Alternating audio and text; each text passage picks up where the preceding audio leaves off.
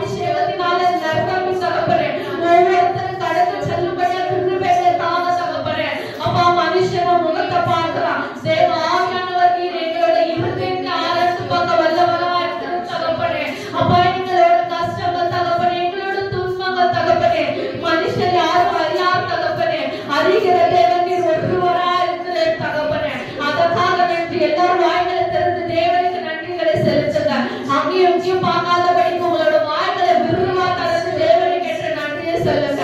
அப்பா நன்றி தகப்பனே. அப்பா எங்களை கண்மணி போல காத்து அங்கத்திற்காக நன்றி. எங்களுடைய தேவைகளை அறிந்து தினம் விசாரிக்கிற கர்த்தரா இருக்கிறீர்கள், அதற்காக நன்றி தகப்பனே. அப்பா உங்களோட வல்லமை எங்கள் மேல் இருக்க போறதுக்காக நன்றி. இன்னும் வரப்போற நாட்களை நாங்கள் கடக்க போறதுக்காக நன்றி நன்றி நன்றி நன்றி தகப்பனே. கூப்பிடும் யாவருக்கும்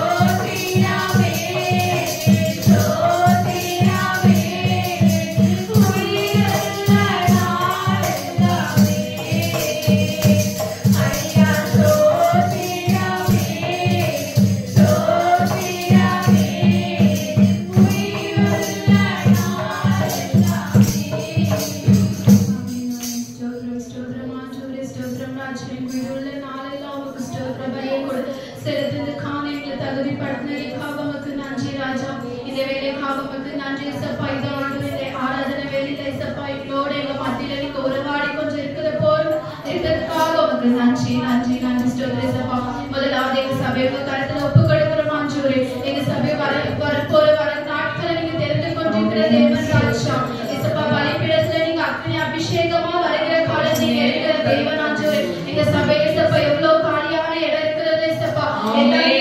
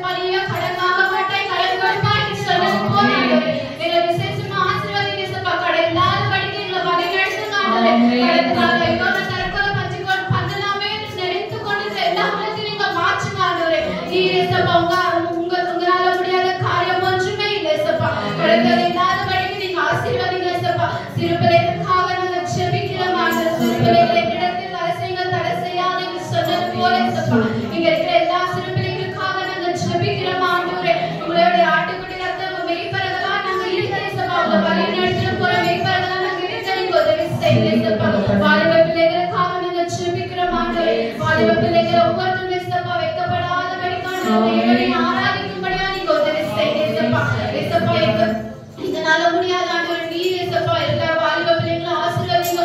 அபிஷேகத்தால அனலாக ஆண்டவரே நீர் அப்படியே செய்ய போற திருமைக்காக உமக்கு நன்றி இயேசப்பா. இயேசப்பா நாங்களும் பாவியா இருக்கிறோம் ஆண்டவரே. இந்த பாவியை நீங்க தெரிந்து கொண்ட கிருபைக்காக உமக்கு நன்றி ஆண்டவரே. இந்த ஆராதனை வேளையில இயேசப்பா நாங்க உயிரில்லாத தேவனுக்கு உங்களை இயேசப்பா உயிரோடு இருக்கிற தேவனை நாங்க ஆராதிக்கிறோம் ஆண்டவரே. சந்தோஷமா நாங்க தேவனை ஆராதிக்கும்படி நீங்க தேவனுக்காக எல்லாரும் ஸ்தோத்திரம் பண்ணி நம்ம செலுத்துறோம். வாய்களை திறந்து இயேசுவே உமக்கு நன்றி. இயேசுவே உமக்கு ஸ்தோத்திரம் இயேசப்பா. கடந்த நாட்கள் காட்டிலே உமக்கு ஸ்தோத்திரம் இயேசப்பா. புதிய நாளை கொடுத்ததுக்காக உமக்கு ஸ்தோத்திரம் ஆண்டவரே. ஜீவனத்தை கொடுத்ததுக்காக உமக்கு நன்றி. சுகபல சரீரத்தை கொடுத்ததுக்காக உமக்கு நன்றி இயேசப்பா. எங்களுக்கான உணவு உடைவு தந்ததுக்காக உமக்கு ஸ்தோத்திரம். நன்றி நன்றி நன்றி செலுத்துவோம். நன்றி செலுத்துவோம் இயேசுவுக்காக நம்ம நன்றி செலுத்துவோம். பலிபீடங்கோ அதிசயம் நடத்திடுமே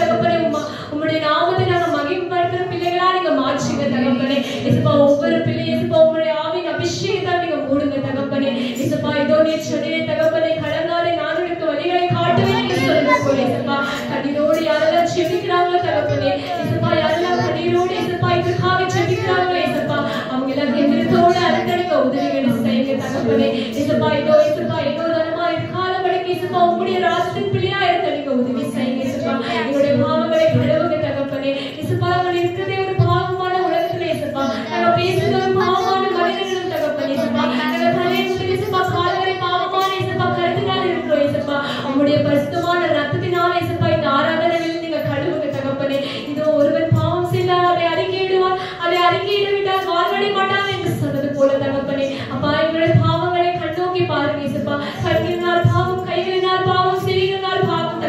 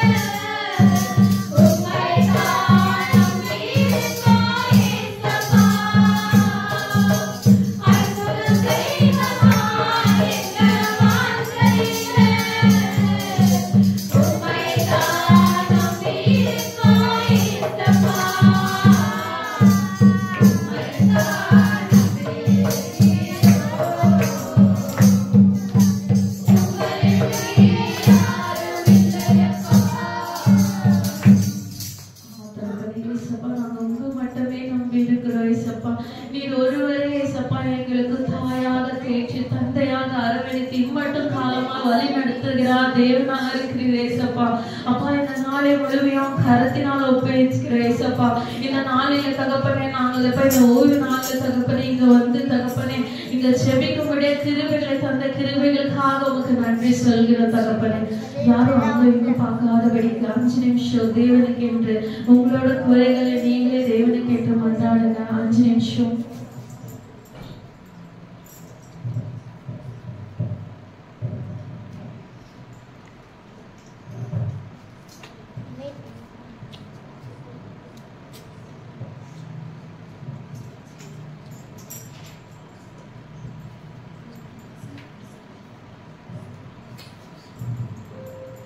எல்லாரும் உங்களோட கைகள் வானத்துக்கு நேராக உயர்த்தி ஹல்லேலூயா ஹல்லேலூயா ஹல்லேலூயா ஹல்லேலூயா. Thank you Father, thank you Father, thank you Father, thank you Father. நன்றி இயேசுவே, நன்றி இயேசுவே, நன்றி இயேசுவே, நன்றி இயேசுவே. Holy Spirit, Holy Spirit, Holy Spirit, Holy Spirit.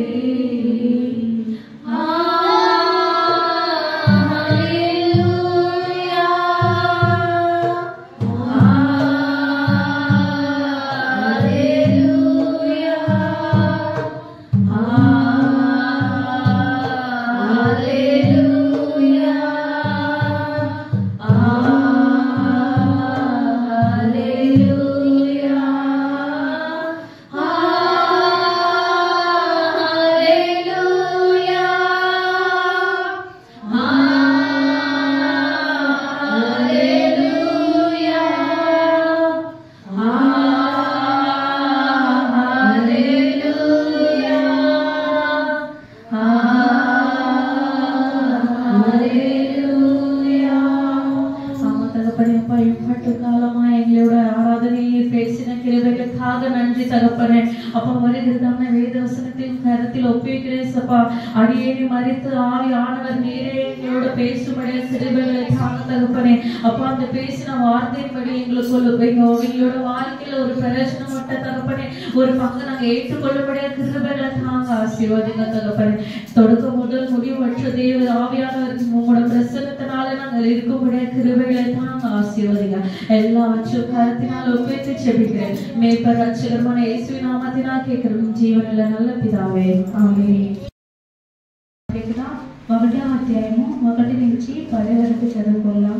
దుర్యవేషు ఏలుబడిన యందు 2వ సంవత్సరం 8వ నెల యెహోవా వాక్కు ప్రవక్తై ఇందోకు పుట్టిన జకరియా కుమారుడైన జకరియాకు ప్రత్యక్షమై సెలవిచ్చినది ఏమనగా, యెహోవా మీ పితరుల యందు బహుగా కోపించెను కాబట్టి నీవు వారితో ఇట్లను సైన్యములకు అధిపతియగు యెహోవా సెలవిచ్చినది ఏమనగా, మీరు నా తట్టు తిరిగిన ఎడల నేను మీ తట్టు తిరుగుదని సైన్యములకు అధిపతియగు యెహోవా సెలవిచ్చుచున్నాడు. ఇదే సైన్యములకు అధిపతియగు యెహోవా వాక్కు. మీరు పితరుల వంటి అయి ఉండవద్దు, పూర్వీకులై ప్రవక్తలై సైన్యములకు అధిపతియగు యెహోవా సెలవిచ్చినందునగా మీ దుర్మార్గతనము మీ దుష్క్రియలను మాని తిరుగుడని వారికి ప్రకటించును. వారు వినకపోయిరి, నా మాట ఆలకించిన పోయిరి. ఇదే యెహోవా వాక్కు. మీ పితరులైన ప్రవక్తల నిత్యము బ్రతుకుదరా, అయినను నా సైనికులైన ప్రవక్తలకు నేను సెలవిచ్చిన మాటలను కట్టడలను మీ పితరులను విషయములో నెరవేరగా వారు తిరిగి మన ప్రవర్తనను బట్టి క్రియలను బట్టి యెహోవా మనకు చేయుదలిచిన ప్రకారము ఆయన అంతయు మనకు చేసి ఉన్నాడని చెప్పుకున్నది. మరియు దుర్యవేషు ఏలుబడి యందు 2వ సంవత్సరము సేబాటు అను 11వ నెల 24వ దినమున యెహోవాకు వాక్కు ప్రత్యక్షమై ఇద్దోకు పుట్టిన బెకెరియా కుమారుడైన జెకెరియాకు ప్రత్యక్షమై ఇలాగూ సెలవిచ్చెను. రాత్రి ఎర్రని గుర్రము నెక్కిన మనుషుడొకడు నాకు కనబడెను. అతడు లోయలనున్న గొజ్జి చెట్లలో నిలబడి ఉండగా అతని వెనుక ఎర్రని గుర్రములను చుక్కలుగా గల గుర్రములు తెల్లని గుర్రములుగా కనబడెను. అప్పుడు నా ఏలినవాడ, ఇవి ఏమని నేను అడుగగా, నాతో మాట్లాడు దూత, ఇవి ఏమైనది నీకు నేను తెలియజేయుదును. అప్పుడు గొంజి చెట్లను నిలువబడి ఉన్నవాడు, ఇవి లోకమంతటియు తిరుగులాడుటకు యెహోవా పంపిన గుర్రమని చెప్పెను. ఆమేన్. பரிசுத்தமுள்ள ஆண்டவரே, தரிமையான இந்த ஓய்வு நாளுக்காக நாங்கள் எடுத்து ஸ்தோத்திரிக்கிறோம். கர்த்தர் நல்லவர் என்பதை ருசித்து பாருங்கள். அவர் மேல் நம்பிக்கையாக இருக்கிற மனுஷன் பாக்கியவான் என்று சொன்ன தேவன் ஆண்டவரே, உங்களுடைய வார்த்தையை கேட்டு அதன்படி கீழ்ப்படுகிற பிள்ளைகளால் கர்த்தரை ஆஸ்வதிங்க. வந்திருக்கிற பிள்ளைகளை ஆஸ்வதிங்க. ஒரு தடைப்பட்ட பிள்ளைகளை சீக்கிரமாக கொண்டு வார்த்தை பேசுகிற தாசனை மறைப்பொருளை வெளிப்படுத்தணும். ஆஸ்வதி மகிமைப்படுத்துங்க. இயேசு கிறிஸ்துவின் வேண்டிகளுக்கு நிச்சயம் நல்ல பிதாவே. ஹல்லேலூயா, ஹல்லேலூயா. சரி, தலைப்பு வந்து இரட்டிப்பான நன்மை. இரட்டிப்பான நன்மை தருவேன். நீங்க எல்லாருக்கும் ஆசீர்வாதம் வேணும்னு ஆசைப்படுறோம். எல்லாரும் நம்ம ஆசீர்வதிக்கணும், நல்லா இருக்கணும்னு நம்ம ஆசைப்படுறோம். ஆனா அதுக்கான முயற்சிகளை நம்ம செய்யணும். அதற்கான முயற்சிகளை நம்ம செய்யும்போது தான் கர்த்தர் நம்ம என்ன பண்ணுவோம், இரட்டிப்பான நன்மை தருவேன் என்று சொல்லி ஆண்டவர் நமக்கு வாக்குத்தத்தம் கொடுத்திருக்கிறார். நீங்க நிறைய நேரத்துல இந்த உலகத்துல நம்ம நிறைய நேரத்துல எந்த அளவுக்கு வெறுக்கிறோமோ அந்த அளவுக்கு தேவனுடைய ஆசீர்வாதம் நமக்கு கிடைக்கும். எந்த அளவுக்கு நீங்க உலகத்தோட பாருங்களோ அந்த அளவுக்கு தேவனுடைய ஆசீர்வாதத்தை நீங்க என்ன பண்ணுங்க, எழுந்து போயிடுங்க. இங்க அந்த சகரியா வாழ்க்கை நீங்க பாத்தீங்கன்னா, அந்த சகரியா புத்தகத்துல நீங்க வாசித்தீங்கன்னா 12ஆம் வசனம் மட்டும் ஒரு வசனம் வாசிங்க. நம்பிக்கையுடைய சிறகுகளே அரவணைக்கு திரும்புங்கள். இரட்டிப்பான நன்மையை தருவேன். இன்றைக்கே தருவேன். இஸ்ரவேலுடைய வாழ்க்கை, இஸ்ரவேல் ஜனங்களுடைய வாழ்க்கை பாத்தீங்கன்னா எல்லாத்தையும் இழந்த ஒரு நிலைமையில இருக்கிறாங்க. ஆண்டவர் அவர்களுக்கு சொன்னார், உங்களை நான் ஆசீர்வதிப்பேன், உங்களை திக்கற்றாக விட மாட்டேன், உங்களை பாதுகாப்பேன், உங்களை பராமரிப்பேன், உங்களை ஆண்டவர் உங்களை சுகமாய் ஆண்டவர்களை ஆசீர்வதிப்பேன் என்று சொன்னார்.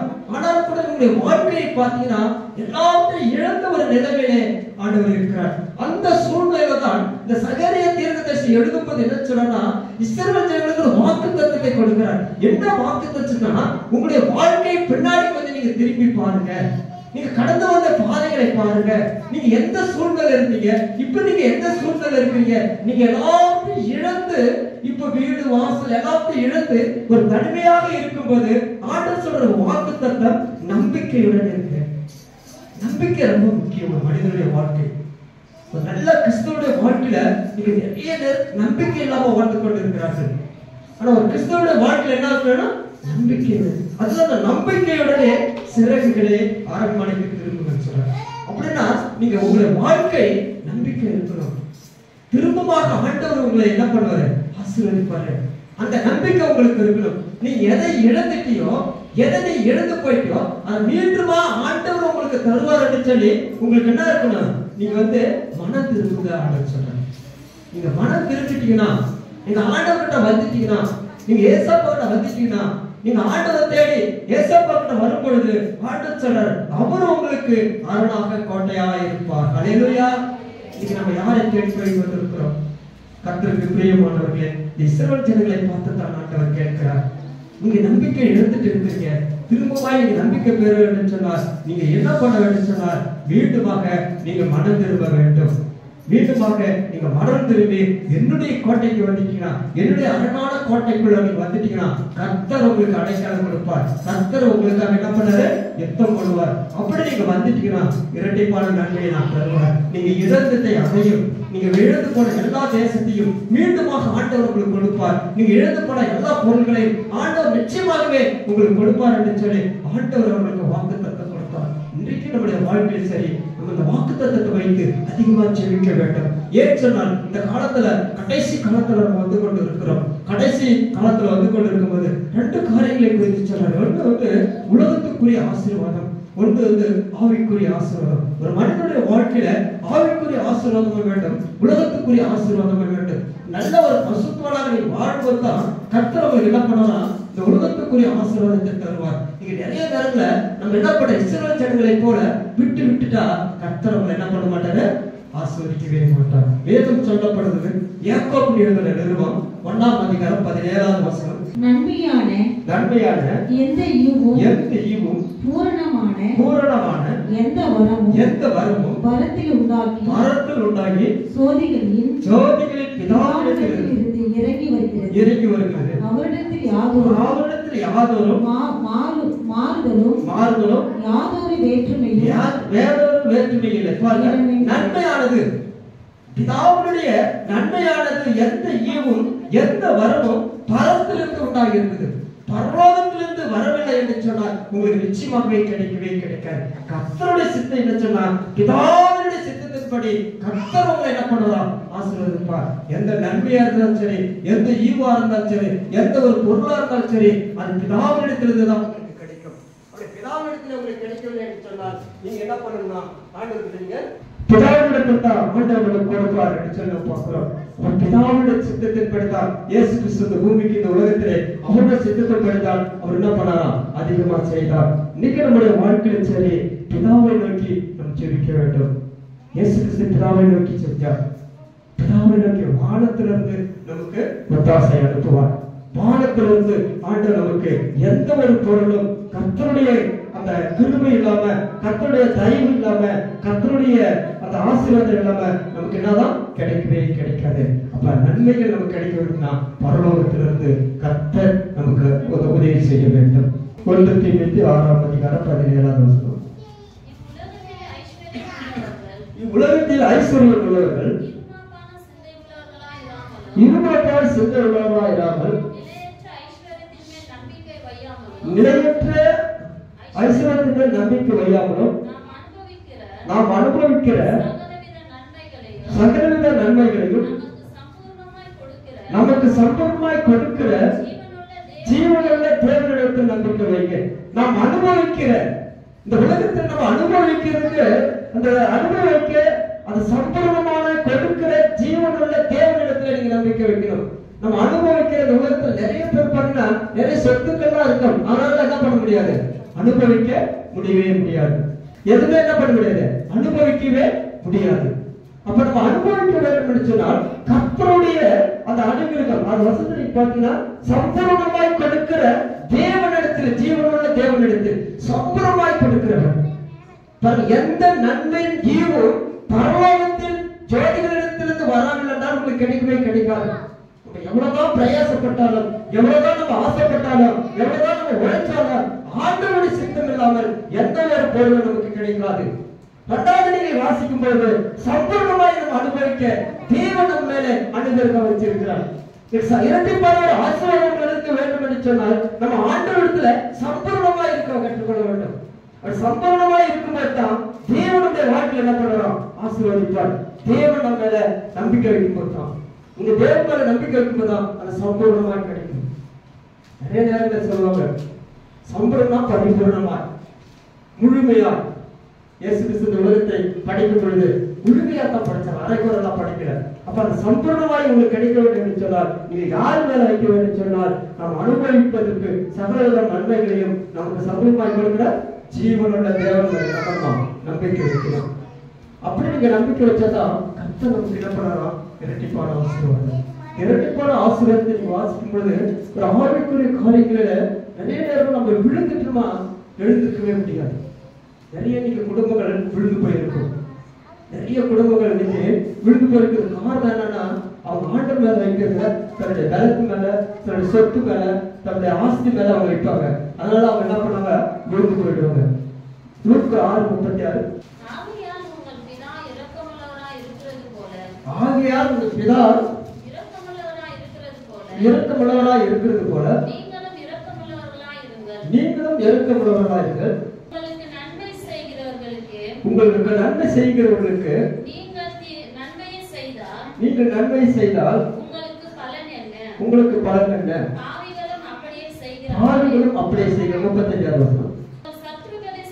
உங்கள் சத்துருக்களை சிநேகியுங்கள், நன்மை செய்யுங்கள், கைமாறு கருதாமல் கடன் கொடுங்கள், அப்பொழுது உங்கள் பலன் மிகுதியா இருக்கும், உன்னதமானவருக்கும் நீங்கள் பிள்ளைகளாக இருப்பீர்கள். நன்றி அறியாதவர்களுக்கும் துரோகிகளுக்கும் நன்மை செய்கிறவராக இருக்கிறார். பாருங்க, நன்றி அறியாதவர்களுக்கும் ஆண்டவர் நன்மை செய்கிறவராக இருக்கிறார். நமக்கு துரோகி இருக்கிறாங்க, நமக்கு விரோதமாக பேசுகிறாங்க, நமக்கு விரோதமாக சில காரியங்கள் நமக்கு மறைமுகமாக செய்தால், ஆனா ஆண்டவர் நமக்கு கற்றுக் கொடுக்கிற ஒரு பாடம் என்னவென்று சொன்னால், உங்களுக்கு இரட்டிப்பான நன்மை வேண்டும் என்று சொன்னால், நீங்கள் பிள்ளைகளாக இருந்து அவர்கள் நன்றி அறியாதவர்கள் இருந்தும் துரோகிகளுக்கும் அவர் என்ன பண்றாராம்? நன்மை செய்கிறார். துரோகிகளுக்கு நன்மை செய்கிறார். யாரை குறித்து சொல்றாரு?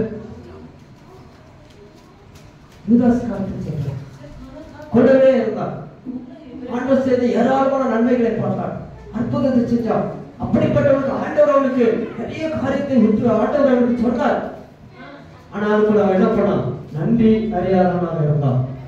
நன்றி அறியாதவனாக ஆண்டவர் அவர்களுக்கும் என்ன பண்ணார்? ஆண்டவர் நன்மை செய்தார்.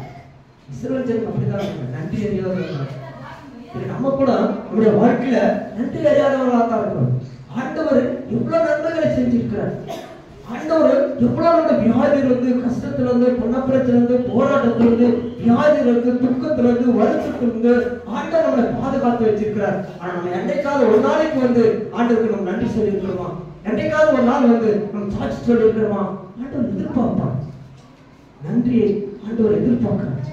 பாருங்க, ஆண்டவர் வசனங்களை வீட்டுல வந்து பொறுப்பா நீங்க விசித்து பாருங்க. ஒரு சத்துருக்களை செய்யுங்கள், நன்மை செய்யுங்கள், கைமாறு கருதாமல் கடன் கொடுங்கள், அத்தாசத்தில் அப்பொழுது உங்களுக்கு பலன் மிகுதியா இருக்கும், உன்னதமாக நீங்கள் பிள்ளைகளா இருப்பீர்கள்.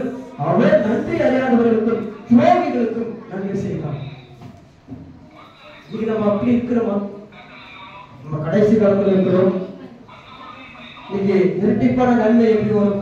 இரட்டிப்பான ஆசீர்வாதம் எப்படி வரும்னா, நம்ம யதார்த்தமாக நன்மைகளை செய்யும்போது கர்த்தருடைய வாழ்க்கை ஆண்டவர் என்ன பண்ணாரா? உயர்த்துவார். கர்த்தத்துல நம் நன்மை கிடைக்கவில்லை என்று சொல்லி வாய்க்கிறோம். நான் ஜோம் இருக்கிறேன், ஆலயத்துக்கு போற, தசபால் கொடுக்கிறேன், உபவாசம் இருக்கிறேன், ஆண்டவருக்கு உண்மையா இருக்கிறேன் அப்படின்னு நம்ம நினைக்கிறோம். ஆனா எனக்கு ஒரு பிரயோஜனமும் கிடைக்கல சொல்லி நம்ம என்ன பண்றோம்? ஆராய்க்கிறோம். இப்படி ஆண்டவரே நான் எவ்வளவு செஞ்சு எனக்கு ஒரு நன்மை கிடைக்கலன்னு சொல்லி பார்க்கிறோம். ஏன் நமக்கு கிடைக்கல? ஏன் நமக்கு நன்மை கிடைக்கல? வசனம் சொல்லுது, எரேமியா 5ஆம் அதிகாரம் 26ஆம் வசனம், முன்மாரியும் பின்மாரியும் கொடுத்து அனுப்புக்கு நியமித்த வரங்களையும் எங்களுக்கு கற்காக்கிற எங்கள் தேவனாகிய கர்த்தருக்கு பயந்திருப்போம் என்று அவர்கள் தங்கள் இருதயத்திலே சொல்லுகிறதில்லை. உங்கள் அக்கிரமங்கள் இவைகளை விலக்கி உங்கள் பாவங்கள் உங்களுக்கு நன்மை வராட்டா இருக்கிறது. உங்களுடைய பாவங்களே உங்களுக்கு என்ன இருக்குதான்? நன்மை செய்ய, நன்மை ஆண்டவர் கடைப்பிடி வச்சிருக்கிறார். இஸ்ரவேல் ஜனங்களை ஆசீர்வதிப்பது கர்த்தருக்கு பிரியம் என்று சொன்னார். இப்ப இஸ்ரவேல் ஜனங்களை ஆசீர்வதிப்பது கர்த்தருக்கு பிரியம் என்று சொன்னார். ஆனா இஸ்ரவேல் ஜனங்களுடைய வாழ்க்கை நீங்க பாத்தீங்கன்னா அவங்க பின்வாங்கி போய்விட்டார்கள். அவங்க ஆண்டவருக்கு கீழ்ப்படியாம போய்விட்டார்கள். அதே போல நீங்க சொல்ற உங்கள் அக்கிரமங்களை இவைகளை விலக்கிங்க. உங்களுக்கு நன்மை வேணும்னா, ஒரு இரட்டிப்பான ஆசீர்வாதம் வேண்டும் சொன்னா உங்களுடைய பாவங்கள் உங்களுக்கு தடையா இருக்குது. நீங்க செய்கிற அக்கிரமங்கள், நீங்க செய்கிற பாவங்கள் உங்களுக்கு எப்படிதான் தடையா இருக்கு. ஒரு பாவத்தை என்ன பண்ணுமா? ஆண்டவர்கிட்ட கணக்கு கொடுக்கணும். ஆண்டவர்கிட்ட கணக்கு கொடுக்கணுமா? நீங்க எவ்வளவு பாவம் செஞ்சுக்கணுமோ அவ்வளவு பாவத்தையும் ஆண்டவர்கிட்ட என்ன பண்ணுமா? கணக்கு கொடுக்கணுமா? அப்ப உங்களுக்கு நன்மை வருவதற்கு, அது ஆண்டவர் நன்மை செய்வதற்கு, ஆண்டவர் ஆசீர்வதிப்பதற்கு, உங்க குடும்பத்தை ஆசீர்வதிக்க, உங்க பிள்ளைகளை ஆசீர்வதிப்பதற்கு என்ன தடையா இருக்குது? என்ன தடையா இருக்குது? நம்முடைய பாவங்கள், உங்களுடைய பாவங்கள் அது தடையா இருக்கலாம். அந்த பாவத்தை விட்டு நீங்க என்ன பண்ணுமா? வெளியே வரணும். ஆதியாகமம் புத்தகம் 4ஆம் அதிகாரம் 7ஆம் வசனம், நீ நன்மை செய்தால் வேண்மை இல்லையோ, நீ நன்மை செய்யாதிருந்தால் பாவங்களுக்கு வாசப்படியிலே படுத்திருக்கும். அவன் ஆசை அவன் கட்டிருக்கும், நீ அவனை ஆண்டு கொள்வாய். பாவம் செய்த பாவம் என்ன பண்ணிருக்கும்? வாசப்படியில படுத்திருக்கும். வாசப்படியில என்ன படுத்திருக்கும்? வாசப்படியில் என்ன பட்டிருக்கு? யாராவது சொல்லுங்களா? நாய் படுத்து. நாய் படுத்துக்கு வாசல். திருட வந்தா என்ன பண்ணாரு? அது ரெண்டே அறிவுள்ளதா இருக்கு. பாவம் வாசப்படியில் படுத்து. அப்ப நம்ம இன்னைக்கு எப்படிப்பட்டவரா இருக்கிறோம்? அந்த பாவம் வந்து நமக்கு என்னதுன்னா, நமக்கு நன்மை வராதபடிக்கு தடையா இருக்குது, ஆசீர்வாதம் வராதபடிக்கு நமக்கு தடையா இருக்குது. அந்த பாவத்தினுடைய விளைவுனாகத்தான் நீங்க நிறைய நேரம் நம்ம அந்த இரட்டிப்பான ஆசீர்வாதத்தை நம்ம இழந்துட்டு இருக்கிறோம். இஸ்ரவேல் ஜனங்கள் இழந்ததுக்கு ஒரே ஒரு காரணம் நினைச்சா, அவங்களுடைய சுயமாக என்ன பண்ணலாம்? வாழ்ந்தார்கள். சுயத்தினால வாழ்ந்தார்கள் என்று சொல்லி நம்ம பார்க்கிறோம். எரேமியா 17:6 அவர் அவாந்தரங்களிலும் கற்களை போலும் செடியை போலும் போல நன்மை வருவதை காணாமல் வனாந்தரத்தில் வறட்சியான இடங்களிலும் குடியில்லாத ஒரே நிலத்திலும் தங்குவான். பாருங்க, ஒரு செடி இருக்குன்னு வச்சுக்கோங்க, அந்த செடி கனி இருந்தாதான் அதுக்கு என்ன வேல்யூ. அப்ப செடியில கனியே இல்லைன்னு என்ன வச்சுக்கோங்க, தண்ணியை பாய்ச்சல அந்த தண்ணி அந்த செடி என்ன பண்ணும்? காஞ்சி போடும்.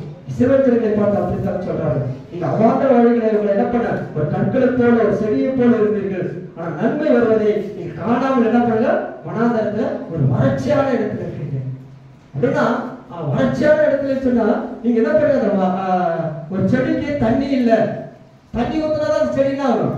வளரும். அதே போல உங்களுடைய வாழ்க்கையில என்ன பண்ணீங்க? நீங்க ஆண்டவரை விட்டு விட்டீங்க, ஆண்டவரை நீங்க தேடல, நீங்க கர்த்தரை நீங்க தேடல. அதனால அந்த செடி என்னாச்சு? பாடி போச்சு. அந்த செடி என்னாச்சு? ஒரு வனாந்தரத்துல ஒரு செடி இருக்குதுன்னா அது தண்ணி ஊத்தலன்னா அந்த செடி என்ன ஆயிடும்?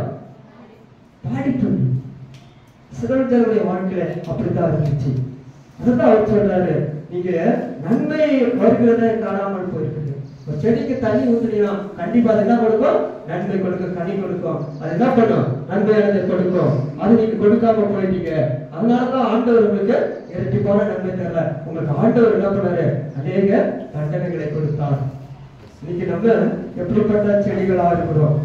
ஒருவேளை நம்ம கனி கொடுக்கிற மரத்தை போல இருக்கிறோமா, அல்லது கனி கொடுக்காத மரத்தை போல இருக்கிறோமா? நம்ம நீங்க ஆராய்ந்து பாருங்க. அதே 17:5 படிக்க, மனுஷன் மேல நம்பிக்கை வைத்து மாம்சமானதை பிரயோகமாக்கிக் கொண்டு கர்த்தரை விட்டு விலகுகிறவன் இருதயமுள்ள மனுஷன் சபிக்கப்பட்டவன் என்று கர்த்தர் சொல்றார். மனுஷன் மேல் நம்பிக்கை வைத்து மாம்சத்தை பிரயோகமாக கொண்டு கர்த்தரை விட்டு விலகுகிற இருதயமுள்ள மனுஷன் சபிக்கப்பட்டவன் என்று சொல்றார். நீங்க சபிக்கப்பட்டவங்களா இருக்கிறீங்க. ஆண்டவருக்கு நன்மையானதை தர ஆண்டவர் ஆசைப்பட்டாரு. பரலோகத்திலிருந்து ஆண்டவருக்கு நன்மையை கொடுக்கணும் ஆண்டவர் ஆசைப்பட்டாரு. உங்களுக்கு மின்மாரி பின்மாரி மழையை பொழியணும்னு சொல்லி ஆண்டவர் ஆசைப்பட்டாரு. அப்படிப்பட்ட ஆசைப்பட்ட காலத்துல நீங்க யாரை நம்பி போனீங்கன்னு சொன்னால் நீங்க மனுஷனை நம்பி போனீங்க. நீங்க மனுஷனை நம்பி போனதுனாலதான் கர்த்தர் உங்க மேல என்ன பண்ணாரு? நீங்க கர்த்தரை விட்டு நீங்க விலகிட்டீங்க. உங்க இருதயம் சபிக்கப்பட்டதா இருந்தது. கர்த்தரை சொல்கிறார், நீங்க வாடி போன செடியை போல இருக்கிறீங்க. அவாந்தங்களில காடுகளில அந்த செடி எப்படி இருக்குமா? பாடி போய் இருக்கும். அப்படித்தான் உங்களுடைய வாழ்க்கையும் பாடி போய் இருக்கிறது. நீங்க ஆண்டவரை தேடவில்லை, கர்த்தரை நீங்க விட்டுட்டீங்க. ஆண்டவர் நீங்க தேடாம உலகத்தை நீங்க தேடி போறதுனால ஆண்டவர் உங்களுக்கு என்ன பண்ணிட்டாரு? ஆண்டவர் உங்களுக்கு சாபத்தை கொடுத்துட்டாரு. நீங்க கர்த்தரை நீங்க தேடணும். நீங்க கர்த்தரை தேடும் போதுதான் கர்த்தருடைய வாழ்க்கையில என்ன பண்ணலாம்? ஆண்டவர் ஆசீர்வதிப்பாரு. எரேமியா 14:11 கர்த்தரை நோக்கி நீருடைய ஜனத்துக்கு நன்மை உண்டாக விண்ணப்பம் பண்ண வேண்டாம். நீங்க ஆண்டவர் சில காரியங்களை சில குடும்பங்களுக்கு நன்மை உண்டாகுவதற்கு விண்ணப்பம் பண்ண வேண்டாம்னு சொல்றாரு. ஜெபம் பண்ணாதுங்க. ஏன்னா அவங்க கீழ்ப்படியாதவங்க, கர்த்தரை தேடாதவங்க, ஆண்டவருடைய வாழ்க்கையில ஆசீர்வாதத்தை இழந்து விட்டாங்க. ஆண்டவருக்காக வாழாம உலகத்தோடு வாழ்ந்து கொண்டு இருக்கிறவங்க அவங்க கர்த்தரை தேடல. அப்படிப்பட்டவங்களுக்கு கர்த்தர் என்ன சொல்றா? நீ இந்த ஜனத்துக்கு நன்மை உண்டாகும்படி நீ என்ன பண்ணாத? ஜெபம் பண்ணாத, விண்ணப்பம் பண்ண வேண்டாம்னு சொல்ற. சில நேரம் ஆண்டவர் சில காரியங்களை சில குடும்பங்கள் ஆண்டவர் பாவத்தில் இருந்திருப்பாங்க, அல்லது ஆண்டவருக்கு தெரியாம விக்கிரக ஆராதனையில இருந்திருப்பாங்க.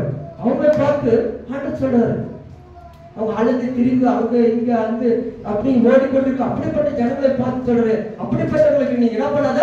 ஜெபம் பண்ணாத. இரட்டிப்பான நன்மை வேணும்னு சொன்னா அவங்க அழைத்து திரிந்து அதோட 7வது வருஷத்துல நீங்க வாசித்தீங்கன்னா அவங்க விழாவுக்கு போல ரசிக்கப்படாதபடிக்கு என்ன பண்ணலாம், பராக்கர சோழன் வந்து அவங்க என்ன பண்ணலாம், அவங்க வாழ்க்கை பார்த்தீங்கன்னா அழைத்து திரிந்து கொண்டு இருக்கிறார்கள். ஒரு நிலையான ஸ்டாண்டர்டான ஒரு வாழ்க்கை இல்லை. ஆண்டவரை விட்டுட்டு உலகத்தெல்லாம் தேடுவாங்க. அப்படிப்பட்டவர்களை பார்த்து அப்படிப்பட்ட ஒரு குடும்பங்களுக்கு ஆண்டவர் சொல்ற கர்த்தர் என்னை நோக்கி நீ இந்த ஜனத்துக்கு நன்மை உண்டாக விண்ணப்பம் பண்ண வேண்டாம். அடுத்த வசனம், அவர்கள் உபவாசித்தாலும் அவர்கள் விண்ணப்பத்தை கேட்பதில்லை, அவர்கள் சகல பலியையும் காணிக்கையும் செலுத்தினாலும் நான் அவர்கள் மேல பிரியமா இருப்பதில்லை, பட்டயத்தினாலும் பஞ்சத்தினாலும் கொள்ளை நோயாலும் அவர்களை நிர்மூலமாக்குகின்றனர். இப்படிப்பட்டவர்கள் கர்த்தரை விட்டு பின்வாங்கி கொண்டிருக்கிற பிள்ளைகளுக்கு, கிறிஸ்தவ பிள்ளைகளுக்கு தான், ரட்சிக்கப்பட்ட யூத ஜனங்களுக்கு தான் ஆண்டவர் சொல்றார். ஆண்டவர் அப்படிப்பட்டவர்களுக்கு நீ விண்ணப்பம் பண்ண வேண்டாம் சொல்லிட்டார். அவங்க வந்து ஒரு ஆண்டவருக்கு பிரியமில்லாத வாழ்க்கை வாழ்ந்து கொண்டிருக்கிறாங்க. அந்த குடும்பம் நம்ம எவ்வளவு சொன்னாலும் அவங்க கேட்கவே மாட்டாங்கன்னா அப்படிப்பட்டவங்களுக்கு நீங்க விண்ணப்பம் பண்ணாதீங்க. ஒருவேளை அவங்க உபவாசித்தாலும் சரி, விண்ணப்பத்தை பண்ணாலும் சரி, அவங்க தகவல பலி செலுத்தாலும் சரி, காணிக்கை கொடுத்தாலும் சரி, தசம் கொடுத்தாலும் என்ன கொடுத்தாலும் சரி, அவங்களுடைய வாழ்க்கையில் என்ன ஆகுமா, பஞ்சம், பட்டயத்தினால, பஞ்சத்தினால, கொள்ளை நோயினால அவர்கள் என்ன பண்ணுவாங்க, நிர்மூலமாக்க கர்த்தர் நிர்மூலமாக்குவாங்க. இன்னைக்கு நம்ம நிறைய நேரங்கள நம்ம நினைக்கிறோம் ஆண்டவருக்கு விரோதமான காரியங்களை நினைக்கிறோம். நான் ஆண்டவர் சொல்றாரு அப்படிப்பட்டவங்களை என்ன பண்ணலாம், விட்டு நீங்க விலகுங்க.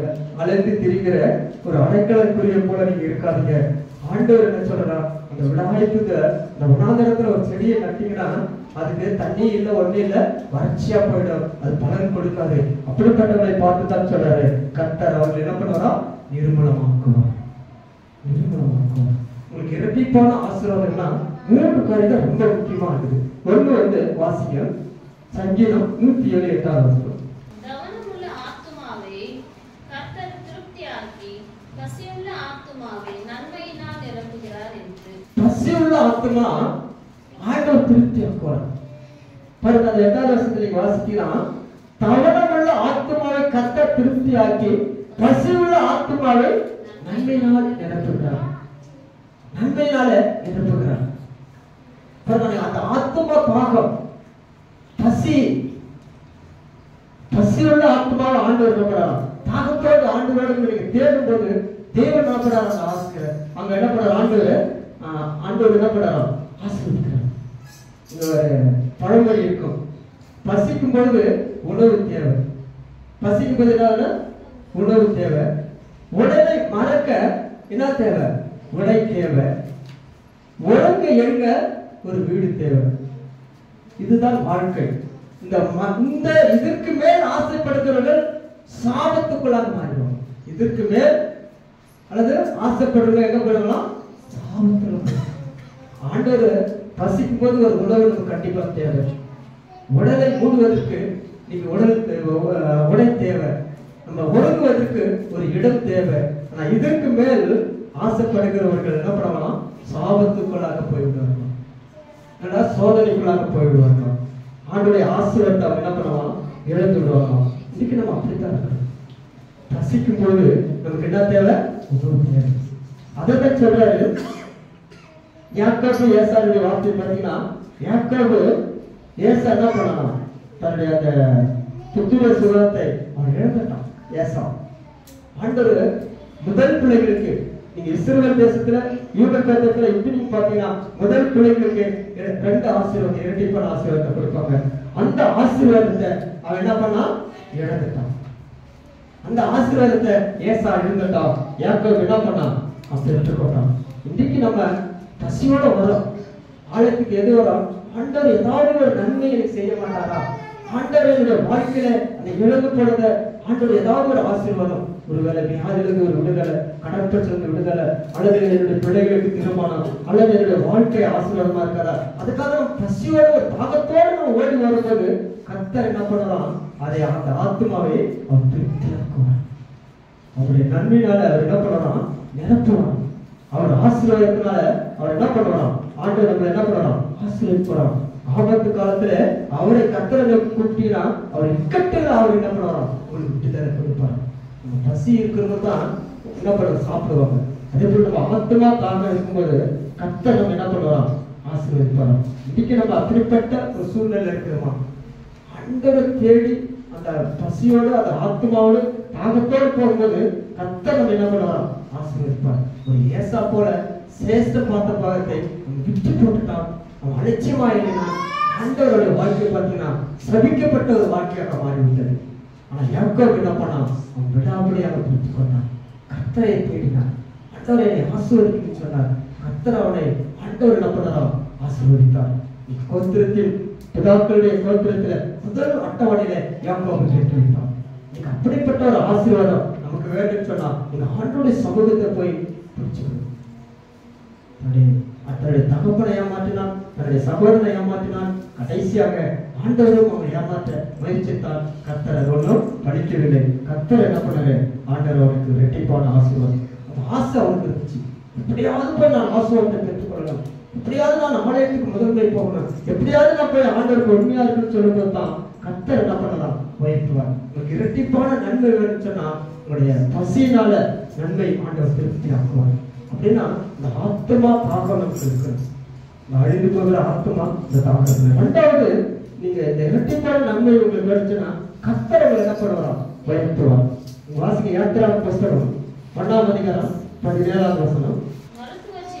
மறுத்து வச்சுக்கிறே தேவனுக்கு பயந்ததினால் எகிப்தின் ராஜா தங்களுக்கிட்ட கட்டளையின்படி செய்யாமல் ஆண் பிள்ளைகளே உயிரோட காப்பாற்றினார்கள். இந்த கதை உங்களுக்கு எல்லாருக்கும் தெரியும். இஸ்ரேல் தேசத்துல எகிப்து தேசத்துல அடிமையப்பட 70 பேர்ல அங்க பார்வோனுடைய குமாரத்தி, அது நீங்க இந்த அதிகாரத்தை நீங்க பாத்தீங்கன்னா ஆண் பிள்ளைகளும் அடிமைப்பட அந்த பிள்ளைகள் அவங்க எல்லாம் பெருகி போயிட்டாங்க. அங்க இருக்கிறவங்க எல்லாம் பெருகல. அதனால அந்த ராஜா ஒரு கட்டளை போட்டார். என்ன கட்டளை போட்டாருன்னா, ஆண் பிள்ளைகள்லாம் இந்த அடிமைத்தனத்துல வேலை செய்கிற பிள்ளைகளுக்கு திருமணமாகி கல்யாணம் ஆகி திருமணமாகி அவங்களுக்கு பிறக்கிற அந்த பிள்ளைகளை ஆண் பிள்ளைகளை என்ன பண்ணுவான்? வெட்டி போடணும்னு சொல்லி ஒரு கடுமையான ஒரு சட்டத்தை என்ன பண்ணலாம்? மருத்துவச்சிகளுக்கு சொன்னார். அங்க 2 பேர் இருக்காங்க, 2 மருத்துவச்சிகள். ஒன்று வந்து சில்பால், இன்னொரு வந்து பூவால். இவங்க 2 பேர் என்ன பண்றாங்கன்னா கர்த்தருடைய வார்த்தையை கேட்டு எப்படியாவது இந்த எகிப்தினுடைய பிள்ளைகளை என்ன பண்ணாங்களா? அவங்க என்ன பண்ண கொலை செய்யவில்லையா? அவங்க கொலை செய்யலையா? வாசி 17ஆம் வசனம். தேவனுக்கு பயந்ததினால் எகிப்தின் ராஜா தங்களுக்கு கட்டளையிட்டபடி செய்யாமல் ஆண் பிள்ளைகளை உயிரோடு காப்பாற்றினார்கள். எகிப்தின் ராஜாவுடைய கட்டளையின்படி செய்யாமல் ஆண் பிள்ளைகளை உயிரோடு காப்பாற்றினார். 27ஆம் வசனத்தில் இங்க வாசிக்கும் பொழுது மருத்துவசிகள் தேவனுக்கு பயந்ததால் அவர் குடும்பங்களை தழைக்கப்படி செய்தார். கர்த்தருக்கு பயப்படுகிற குடும்பத்தை கர்த்தர் என்ன பண்ணாராம்? ஆண்டவருடைய அந்த மருத்துவசிகள் ஆண் பிள்ளைகளை என்ன பண்ணல? கொன்று விடாம, அவங்களை கொல்லாம, அவங்களை விட்டு விட்டதுனால அவருடைய குடும்பங்கள் எப்படிச்சா இரட்டிப்பான ஆசீர்வாதம் தழைக்க செய்தார். ஆண்டவர் என்ன பண்ண? அந்த மருத்துவசியை கர்த்தருக்கு பயந்ததுனால, ஆண்டவருக்கு பயந்ததுனால, ஆண்டவருக்கு உண்மையா இருந்ததுனால ஆண்டவர் என்ன பண்ணாராம்? கர்த்தர் அந்த குடும்பங்களை தழைக்க செய்தார். இன்னைக்கு நம்ம கர்த்தருக்கு பயப்படுற குடும்பங்கள் ஆண்டவர் என்ன பண்ணுவாராம்? தழைக்க செய்வாங்க. தேவனுக்கு பயந்த குடும்பம், தேவனுக்கு பயப்படுறோம். அதாவது ஒரு மருத்துவச்சிகள் அந்த இடத்துல கர்த்தருக்கு அவங்க பயந்ததுனால கர்த்தர் அவங்க என்ன பண்ணாராம்? அவர் குடும்பங்களை ஆண்டவர் என்ன பண்ணாராம்? தழைக்க செய்தார், இரட்டிப்பாக ஆசீர்வதித்தார். அவர்களுக்கு ஆண்டவர் இருந்ததை ஆண்டவர் என்ன பண்ணாராம்? ஆசீர்வதித்தார். ஒருவேளை எகிப்தின் ராஜாவுடைய கட்டளையை மீறினார்கள். ஒருவேளை அவங்களுக்கு தெரிஞ்சிருந்தான் அவங்க கொலை பண்ணி கூட போட்டிருப்பாங்க. ஆனாலும் கூட இந்த மருத்துவர்கள் எப்படின்னா தைரியமா இருந்தார்கள். அல்லேலூயா, அல்லேலூயா, தைரியமா இருந்தார்கள். அதே போல நம்மளுடைய வாழ்க்கை சரி, கர்த்தருக்கு பயன்படும்போது கர்த்தர் குடும்பங்களை ஆண்டவர் தழைக்க செய்வார். இரட்டிப்பான ஆசீர்வாதம் குடும்பத்துக்கு. இன்றைக்கு ஆண்டவர் சொல்றார், இஸ்ரவேல் ஜனங்களை பார்த்து சொல்றார், இன்றைக்கு நீங்க மனம் திரும்பிட்டீங்கன்னா, இந்த அரணான கோட்டைக்குள்ள வந்துட்டீங்கன்னா, நீங்க ஆண்டவருக்குள்ள நீங்க வந்துட்டீங்கன்னா, கர்த்தர் நீங்க மனம் திரும்பிட்டா கர்த்தர் உங்களை என்ன பண்ணுவாராம்? இன்றைக்கே ஆண்டவருடைய ஆசீர்வாதத்தை சொன்னார். அடுத்தது நீங்க வேதத்திலே வாசிக்கும் போது 2 ராஜாக்கள் புஸ்தகம் 4ஆம் அதிகாரம் 1ஆவது வசனம். தீர்க்க தரிசிகளின் புத்திரிகளில் ஒருவர் மனைவியா இருந்த ஒரு ஸ்திரீ எலிசாவை பார்த்து உம்முடைய அடியானாகிய என் புருஷன் இறந்து போனான் என் புருஷன் இறந்து போனான் உமது அடியான் கர்த்தருக்கு பயந்து நடந்தான் என்பதை கர்த்தருக்கு பயந்து நடந்தான் என்பதை அறிவீர். கடன் கொடுத்தவன் இப்பொழுது கடன் கொடுத்தவன் இப்பொழுது என் இரண்டு குமாரரையும் என் 2 குமாரர்களையும் அடிமைகளாக்கி கொள்ள வந்தான். அடிமைகளாக ஆக்கி கொண்டு வந்தான். சரி பாருங்க, இங்க பாத்தீங்கன்னா தீர்க்கதரிசி எலிசா சொல்றார். எலிசா என்ன சொல்றாருன்னா, அந்த தீர்க்கதரிசி பாத்தீங்கன்னா ஒரு விதவை, அந்த விதவை அவருடைய கணவன் மறுத்து போயிட்டார். ஆனா அவர் என்ன சாட்சி கொடுக்கிறார்? அந்த விதவை அவருடைய மனைவி என்ன சாட்சி கொடுக்கிறாங்கன்னா, உமது அடியானுடைய புருஷன் இறந்து போனான், உமது அடியானுடைய கர்த்தருக்கு பயந்து நடந்தான். நீங்க நம்ம அப்படி சாட்சி சொல்லணுமா? என்னுடைய கணவர் கர்த்தருக்கு பயந்து நடக்கிறாங்க, என் மனைவி கர்த்தருக்கு பயந்து நடக்கிறாங்க, என் பிள்ளைங்க கர்த்தருக்கு பயந்து நடக்கிறாங்க, என்னுடைய மருமகள் கர்த்தருக்கு பயந்து நடக்கிறாங்க, என்னுடைய மாமியார் கர்த்தருக்கு பயந்து நடக்கிறாங்க. ஒரு சாட்சி சொல்ல முடியுமா? உமது அடியானாகிய உமக்கு அது தெரியும். உமது அடியானாகிய என் புருஷன் இறந்து போனான், உமது அடியான் கர்த்தருக்கு பயந்து நடந்தான். ஆனா இன்றைக்கு நாங்க என்ன பண்றோம்? கடன் கொடுத்து வந்து என்ன பண்றாங்க? அடிமையா ஆக்கிட்டான், அடிமையா ஆக்கிட்டான். அடிமையா இருக்கிறதுனால நாங்க என்ன செய்ய வேண்டும்னு சொல்லி என்ன பண்றோம்? தெரியாம இருக்கிறோம். ஆனா எலிசா வந்து என்ன பண்றாரு? அவருக்கு ஒரு ஆசீர்வாதத்தை கொடுக்கிறார். ஆசீர்வாதத்துக்கு அத்தியாவசியத்தை வாசிங்க. அவள் போய் தேவனுடைய மனுஷனுக்கு அதை அறிவித்தார். அப்பொழுது நீ போய் அந்த எண்ணெயை விற்று கடனை தீர்த்து மீதியதை நீயே உன் பிள்ளைகளும் ஜீவனம் பண்ணுங்கள் என்று சொன்னார். எலிசா ஒரு விதவை வீட்டுல கர்த்தருக்கு பயந்து அவருடைய கணவன் மரிப்பதற்கு ஆண்டவர் சொல்றார், உன்கிட்ட என்ன இருக்குதுன்னு கேட்கிறாரு. அவர் சொல்றார், என்கிட்ட என்ன பண்ணுகிறார்? என்கிட்ட பாத்திரம் எண்ணெய், ஒரே ஒரு குடம் எண்ணெய் தான் இருக்குது. அந்த ஒரு பாத்திரத்துல என்ன பண்றோம்? எண்ணெய். அது இல்லைன்னா வேற எது இல்லைன்னு 6வது வசனத்துல சொல்றாரு. இந்த ஒரு பாத்திரத்தை எண்ணெய் கொண்டு வந்து என்ன பண்ணாரு? அவர் வேற ஒரு பாத்திரத்தை நிரப்பினார்.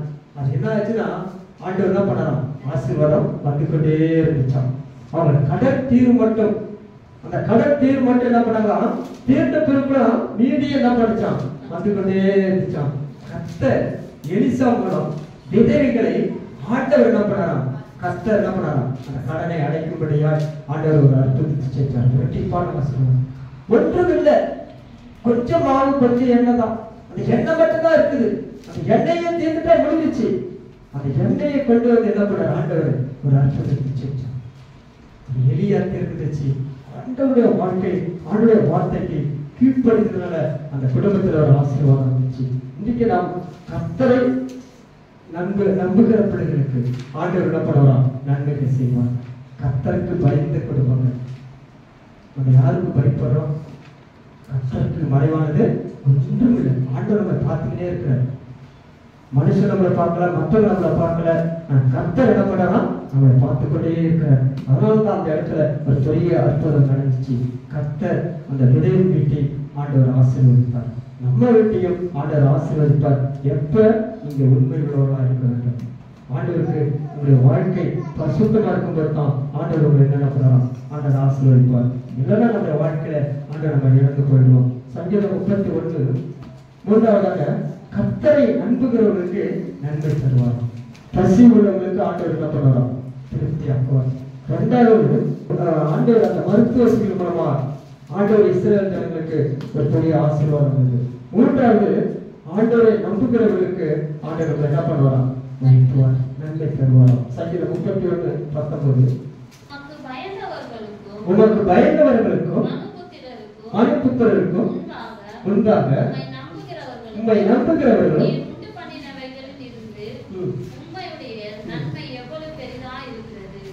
உம்மை நம்புகிறவர்களுக்கு, உமக்கு பயந்தவர்களுக்கு, ஆண்டவர் உம்மை நம்புகிறவர்களுக்கு, நீ உண்டு பண்ணுகிறவர்களுக்கு உங்களுடைய நன்மை எவ்வளவு பெரிதாக. ஆண்டவர் நமக்கு நன்மை செய்கிறவராக இருக்கிறார். கர்த்தர் மேல நன்மை அல்லது ஆண்டவர் மேல உங்களுடைய பாரத்தை வைக்கணும். ஆண்டவரை நம்புகிற அல்லது உண்டு பண்ணுகிற பிள்ளைகளுக்கு கர்த்தர் என்ன பண்றாராம்? கர்த்தர் என்ன பண்றாராம்? நன்மை பெரிதாக இருக்கு. ஆண்டவருக்கு கர்த்தருக்கு பயந்து உமக்கு பயந்தவர்களுக்கு ஆண்டவருக்கு பய பக்தி இருக்கு. இது நிறைய நேரங்கள்ல நிறைய குடும்பங்கள் நீங்க உடஞ்சு போறதுக்கு காரணம்னா கர்த்தருடைய பய பக்தி இல்லை, ஆண்டோடைய பக்தி இல்லை. அதுதான் அநேக சத்துருக்கள் வாழ்க்கை பார்த்தீங்கன்னா தொட்டிந்து போச்சு, செத்து போனாங்க, மரித்து போயிட்டாங்க, துணிகரமாக ஆண்டவருக்கு விரோதமாக வந்து போய் சொன்னாங்க. எத்தனை குடும்பத்தில் அப்படி இருக்குது? நிறைய பேர் நீங்க துணிகரமா சொல்றாங்க. ஏன் சபைகள் ஏதாவது ஒரு காரணம் சொல்றாங்க, வீட்டுல தான் இருப்பாங்க, துணிகரமாக போய் பேசுறாங்க, ஆண்டவருக்கு விரோதமாக பேசுறாங்க. அதுதான் சொல்றாரு, உமக்கு பயந்தவர்களுக்கு மனைபுத்தவர்களுக்கு முன்பாக உம்மை நம்புகிறவர்களுக்கு நீர் உண்டு பண்ணின வைத்திருக்கிற உம்முடைய நன்மை எவ்வளவு பெரிதாக. ஆண்டவர் நம்மை ஆசீர்வதிச்சிருக்கிறார். ஆண்டவருக்கு நமக்கு தெரியும் என்ன வேண்டாம் ஏது வேண்டாம், ஆண்டவருக்கு தெரியும். ஆண்டவருக்கு இந்த உண்டு பண்ணுகிற ஆண்டோட வாக்கு தத்தத்தை வச்சு நீங்க ஜெபிக்கணும். நீ உமக்கு பயந்த பிள்ளைங்க, உங்க பயந்த அந்த குடும்பத்தை ஆண்டோட இரட்டிப்பான நன்மைக்கு வேண்டும் சொன்னார். அவங்க பயந்து அவங்க என்ன பண்ணுவாங்க, ஜெபிப்பாங்க. சங்கீதம் 22:9 படிக்கும். நீரே நீரை கற்பத்திலிருந்து எடுத்தவர், தாயின் முளைப்பாலை நான் உண்ணுகையில் தாய் சிறு வயதிலிருந்து ஆண்டு மேல நம்பிக்கையா இருந்தான். தாவீதுடைய வாழ்க்கை அந்த குழந்தை பால் வருவதற்கு முன்னாடியே என்ன பண்ணலாம், கர்த்தர் மேல பற்றுதலா இருந்தான். ஆண்டு மேல நீர் என்னை கற்பத்திலிருந்து எடுத்தேன்னு சொல்றார். என் தாயின் கருவிலே உருவாகும் முன்னாடியே நான் பயபக்தியா இருந்தேன்னு சொல்றார். இன்னைக்கு நம்ம எப்படிப்பட்ட பிள்ளைகளா காணப்படுகிறோம், எப்படிப்பட்ட நீர் என்னை கற்பத்திலிருந்து எடுத்தவர், என் தாயின் வயதிலிருந்து எடுத்ததிலிருந்து நான் என்ன பண்ண, சிறு வயதிலிருந்து நான் என்ன பண்றேன், உண்மை நம்பி இருக்கிறேன். அதான் தாவீது சாதாரண ஒரு மனிதன், ஒரு ஆடு வைத்த ஒரு மனிதனை கர்த்தர் என்ன பண்ணலாம், உயர்த்திட்டார். ஹல்லேலூயா. ஆண்டவர் இன்னைக்கு நம்மை உயர்த்த வேண்டும் சொன்னார். நம்ம எப்படிப்பட்டவர்களா இருக்கிறோம், நம்ம எப்படிப்பட்டவர்களா இருக்கிறோம். என்னை உங்களுடைய நம்பிக்கையா இருக்க பண்ணீங்க, என் தாயின் மலைப்பாளைய உடனே என்ன பண்ண நான் உருவாக்கினேன்னு சொல்றேன். இன்னைக்கு நம்ம அப்படி சொல்ல முடியுதா? சிறு வயதிலிருந்து நான் பசுத்தமாக வாழ்கிறேன், சிறு வயதிலிருந்து நான் ஆண்டவருக்கு உண்மையா இருக்கிறேன், சிறு வயதிலிருந்து கர்த்தருக்கு நான் பயபக்தியா இருக்கிறேன்னு சொல்லுங்க. கர்த்தர் அப்படிப்பட்டவர்களுக்கு ஆண்டவர் என்ன பண்ணாரா, உயர்ந்த அடைக்கலத்தில் இருக்கிறார். தாவீது வாழ்க்கையில சிறு வயதிலிருந்து ஆண்டவருடைய பக்தியில வளர்ந்ததால்தான் கர்த்தர் என்ன பண்ணார், அவனை ராஜாவாக மாற்றினார். பயபக்தியோட இருந்தான். இன்னைக்கு நம்ம அப்படி சொல்ல முடியுமா? அதே சங்கீதம் 71:5 நீங்க வாசித்து பாருங்க. கர்த்தராகிய ஆண்டவரே நீரே என் நோக்கமும் என் சிறு வயது தொடங்கி நம்பிக்கையாய் இருக்கிற கர்த்தரே நீரே நோக்கம், நீரே என் நோக்கம். நீ சிறு வயதிலிருந்து இரட்டிப்பான ஆசீர்வாதம் உங்களுக்கு வேண்டும் சொன்னா, உங்களை சிறு வயதிலிருந்து வாலிப வயது வரைக்கும் முதியோர் வயது வரைக்கும் நீங்க யார் மேல நம்பிக்கை இருக்குன்னா, ஆண்டவர் மேல நம்பிக்கை, கர்த்தர் மேல நம்பிக்கை. அப்பதான் ஆண்டவர் உயர்த்துவார், அப்பதான் இரட்டிப்பான ஆசீர்வாதம் வரும், அப்பதான் உங்களுக்கு இரட்டிப்பான ஒரு ஆசீர்வாதம் வரும். பசி உள்ளவங்க ஆத்துமா தாகமா இருக்கும். அவனுக்கு ஆண்டவர் மேல நீங்க எந்த அளவுக்கு தாகமா இருக்குதோ அந்த அளவுக்கு ஆண்டவர் உயர்த்துவார். எந்த அளவுக்கு நீங்க அளவுக்கு தெரியாதபடிக்கு ஆண்டவர் மேல நம்பிக்கையா இருக்கிறீங்களோ அந்த அளவுக்கு கர்த்தர் என்ன பண்ணலாம், உயர்த்துவார்.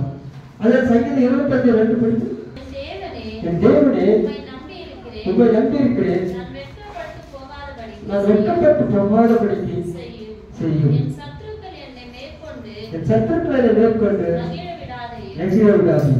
பட் என் தேவனே உம்மை நான் நம்பி இருக்கிறேன், நான் வெட்கப்பட்டு போகிறேன், வெட்கப்பட்டு போகாதபடி செய்யும், என் சத்துருக்களுக்கு என்னை மேற்கொண்டு விடாது, என் சத்துருக்களை எனக்கு என்ன பண்ணுங்க, மேற்கொள்ளாதீங்க. உண்மையே நான் வாழ்க்கை காத்துக் கொண்டிருக்கிறேன், உண்மையே நான் பார்த்துக் கொண்டிருக்கிறேன், உண்மைதான் ஆண்டவரே, உண்மை தான் நான் கூப்பிடுகிறேன், உங்களுடைய பிள்ளையா இருக்கிறேன், உமக்கு நான் சாட்சியா இருக்கிறேன்னு சொல்லி ஆண்டவர் வைக்கும் போது என் சத்துருக்களுக்கு என்னையே மேற்கொண்டு மகிழ விடாதே.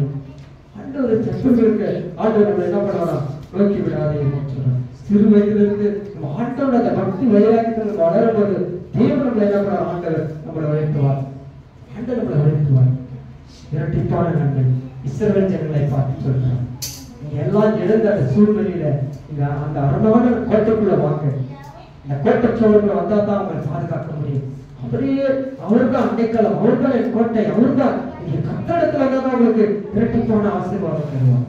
இந்த உலகத்தோட படிக்கலாம் உங்களுக்கு ஆசீர்வாதம் இல்ல, 2 ஆசீர்வாதம். முதலாவது ஆசீர்வாதம் ஆவிக்குரிய ஆசீர்வாதம், இன்னொரு ஆசீர்வாதம் இந்த உலகத்துக்குரிய ஆசீர்வாதம். இந்த ஆவிக்குரிய ஆசீர்வாதத்தை தேடினா இந்த உலகத்துக்குரிய ஆசீர்வாதத்தை கர்த்தர் உங்களுக்கு என்ன பண்ணலாம், கொடுப்பார். ஆனா யோபு புஸ்தகத்தை நீங்க வாசிக்கும் பொழுது நான் சொல்றேன், யோபு 42:10 வருஷத்துல நீங்க வாசிக்கும் போது அவன் இழந்ததை திரும்பமாக பெற்றுக்கொண்டான். அவன் இழந்ததை திரும்பமாக ஆண்டவர் பெற்றுக்கொண்டான். கர்த்தர் அவன் என்ன பண்ணான், உயர்த்தினான். படிக்கிற வசனம் யோபு தன் சிநேகிதருக்காக வேண்டுதல் செய்தபோது கர்த்தர் அவன் சிறையிருப்பை மாற்றி யோபுக்கு முன்னிருந்த எல்லாவற்றை பார்க்கிலும் இரட்டத்தனையாக கர்த்தர் அவனுக்கு தந்தருளினார். இரட்டிப்பான ஆசீர்வாதத்தை தந்தருளினார். அவன் முன்னிலைமை பார்க்கலாம், பின்னிலைமை ஆண்டவர் அவன் என்ன பண்ணான், ஆண்டவர் உயர்த்தினார். அது ஆவிக்குரிய ஒரு மனிதன், ஒரு பசுத்தவான், ஆண்டவருக்கே தேடினான். அவன் எதெல்லாம் இழந்தானோ மீண்டும் பெற்றுக்கொண்டான். நான் எழுந்துட்டேன் அதே கவலையாக இல்ல, அது எழுந்தப்பட திரும்பமாக பெற்றுக்கொள்ள முடியாது. தேவன் யோபுக்கு ஆண்டவர் ஆசீர்வதித்தார். உனக்கு ஆண்டவர் டபுள் ஆசீர்வாதமாய் கொடுத்தார். பிள்ளைகள் ஆண்டவருக்கு 10 பிள்ளைகளை ஆண்டவர் 10 பிள்ளைகளை கொடுத்தார். ஆடு மாடு செல்வங்கள் எல்லாத்தையும் இந்த இழந்த பிறகு கர்த்தர் கொடுத்தார். ஒரு நீதிமானை கர்த்தர் என்ன பண்ணலாம், அவருடைய நிலைமை ஆண்டவர் அறிந்திருக்கிறார். ஒரு நீதிமானாக ஒரு பசுத்துவனாக இருந்தீங்கன்னா கர்த்தர் உங்களுடைய வாழ்க்கை ஆண்டவர் என்ன பண்ணுகிறாராம், அறிந்திருக்கிறாரா. யோபு 1:21 வாசிப்பாண்டா, கர்த்தர் கொடுத்தா கர்த்தர் எடுத்துக்கொள்ளட்டும், கர்த்தருடைய நாமத்துக்கு ஸ்தோத்திரம். நீங்க நம்ம சொல்ல முடியுமா? யோபு அந்த அளவுக்கு சொன்னார். அவர் எல்லாத்தையும் இழந்துட்டார். அவருடைய ஆடு மாடு ஒட்டகங்கள் அவர்கிட்ட எல்லாத்தையும் இழந்த ஒரு நிலைமையில இருக்கும்போது ஆண்டவருக்கு உண்மையா இருக்கார். ஆண்டவருக்கு உண்மையா இருக்கார். கர்த்தர் அவர் என்ன பண்ணலாம், ஒரு இரட்டிப்பான ஆசீர்வாதத்தை கொடுத்தார். நீங்க நம்ம அப்படி கொடுக்குறோமா? ஆண்டவருக்கு நம்ம நன்றி சொல்லணும். ஆண்டவருக்கு நன்மை சொல்லும்போது தான் கர்த்தர் நம்மளை ஆண்டவர் கொடுப்பார். ஒருவேளை எல்லாத்தையும் நம்ம இழந்துட்டு இருக்கலாம், ஆனால் கூட ஆண்டவர் நம்ம கொடுப்பார். அந்த நம்பிக்கை, அந்த விசுவாசம், அந்த ஃபெய்த் உங்களுக்குள்ள வேணும். நம்ம நன்றி சொல்லணும். சில நேரத்தில் நமக்கு தோல்வி வரும்போது நம்ம என்ன பண்றோம், யோசிக்கிறோம், சபையை விட்டு வர்றோம், பின்வாங்கி போயிடுறோம், வேதத்தை படிக்கிறதுல சபைக்கு போறதுல கீழ்ப்படியாம போயிடுறோம்.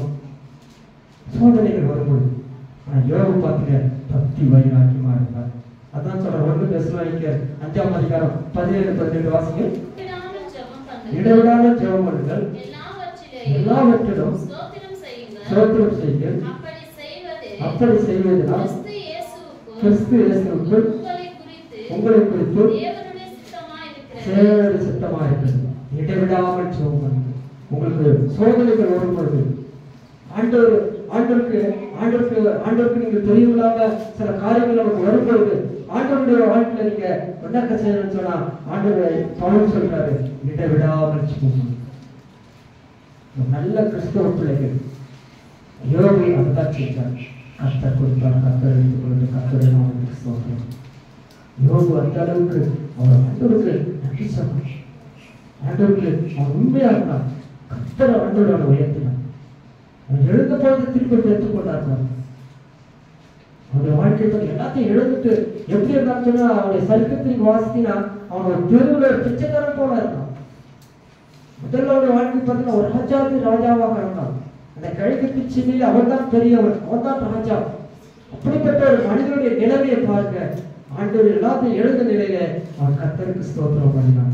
இந்த 18வது வசனத்துல எல்லாவற்றிலும் ஸ்தோத்திரம் செய்யுங்கள். எல்லாவற்றிலும் கர்த்தர் வியாதி கொடுத்தார் ஸ்தோத்திரம், ஆண்டவருக்கு நன்மை கொடுத்தார ஸ்தோத்திரம், என்னை ஆசீர்வதித்தார ஸ்தோத்திரம், என்னை பலப்படுத்தினார ஸ்தோத்திரம், எனக்கு நல்ல துணிமணி கொடுத்தார். ஆண்டவருக்கு நன்றி சொல்லுங்க. எல்லாவற்றிலும் நீங்க ஆண்டவருக்கு நன்றி சொல்லும் போது அப்படி செய்வது கிறிஸ்து இயேசுவுக்கு உங்களை குறித்து தேவ சித்தமா இருக்கு. அதுதான் ஆண்டவருடைய சித்தமா இருக்கிறார். தேவ சித்தம் அதுதான். ஒரு ஆவிக்குரிய மனிதன் இரட்டிப்பான ஆசீர்வாதத்தை வரும்பொழுது அல்லது நம்ம ஆண்டவரை உயர்த்தும் பொழுது நம்ம ஆண்டவருக்கு நன்றி சொல்லணும். பெருமை வரக்கூடாது. அந்த தாழ்த்துகிறவன் உயர்த்தப்படுவான், அவர் பெருகணும், நாம் செருகணும். அந்த அளவுக்கு நீங்க தாழ்த்தப்படுகிறோ அந்த அளவுக்கு தேவன் உங்க வாழ்க்கையில் என்ன பண்ணலாம், ஆசீர்வதிப்பார். ஒரு உயர்த்தப்படும் போது நம்ம என்ன பண்ணுவோம், எல்லா மனுஷரும் ரட்சிக்கப்பட நம்ம என்ன பண்ணுவோம், ஜெபம் பண்ணணும். 1 தீமோத்தேயு 2:4 வாசிக்கினா எல்லா மனிதர்களும் ரட்சிக்கப்பட என்னை நீ ஆசீர்வதிச்சிருக்கிற, என் குடும்பத்தை ஆசீர்வதிச்சிருக்கிற, என் பிள்ளைகளை ஆசீர்வதிச்சிருக்கிற, என்னோட சொத்துக்களை ஆசீர்வதிச்சிருக்கிற. ஆனாலும் கூட நாம் இருந்ததை மீண்டும் என்ன பண்ணணும்? ஆசீர்வதிக்க சொல்லி நாம் ஜெபிக்க கற்றுக்கொள்ளணும். எத்தனை பேர் நீங்க ரட்சிக்கப்படாத இருக்கிறாங்க, எத்தனை பேர் நீங்க பின்மாற்றத்தில் இருக்கிறாங்க, எத்தனை பேர் நீங்க பாவத்தில் வாழ்ந்து கொண்டிருக்காங்க. அப்படிப்பட்டவர்களுக்காக நீங்க என்ன பண்ணணும்? ஜெபிக்கணும். அதுதான் தேவ சித்தமாக. அப்படி நீங்க செஞ்சாதான் கர்த்தர் உங்களுக்கு இரட்டிப்பான நன்மையை தருவார். இந்த உலகத்துக்குரிய ஆசீர்வாதத்தை தருவார், ஆயுக்குரிய ஆசீர்வாதத்தை தருவார். கடைசியாக நீங்க வாசித்தீங்கன்னா இரட்டிப்பான ஆசீர்வாதத்துக்கு இன்னைக்கு தடைகளை பற்றி பார்த்தோம். அடுத்தது பார்த்தீங்கன்னா ஆதியாகமம் புஸ்தகம் 18ஆம் அதிகாரம் 23வது வசனம். ஆபிரகாம் சமீபமாய் சேர்ந்து துன்மார்க்கனோடு நீதிமானை அழிப்பீரோ. ஏற்பட்ட லோத்துடைய வாழ்க்கையை பார்க்கணும்.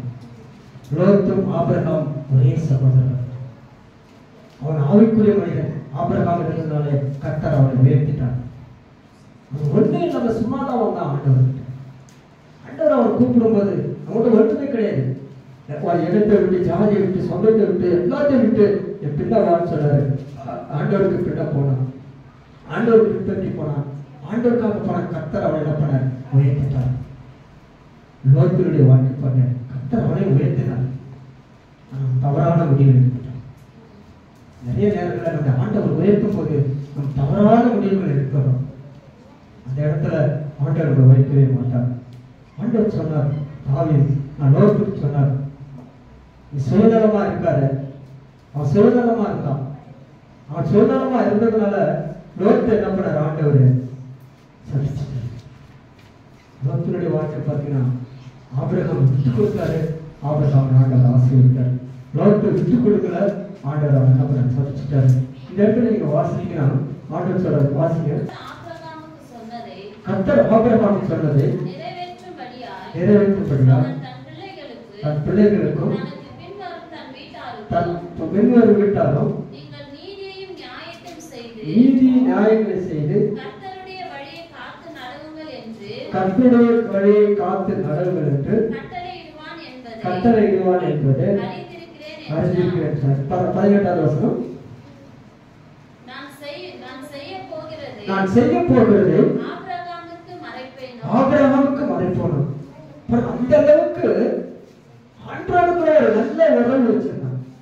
நான் செய்ய போகிறதை ஆண்டவர் அந்த பூமியிலே அழிக்க போறது நான் ஆபிரகாமுக்கு மறைக்க மாட்டேன் அப்படின்னு சொன்னார்.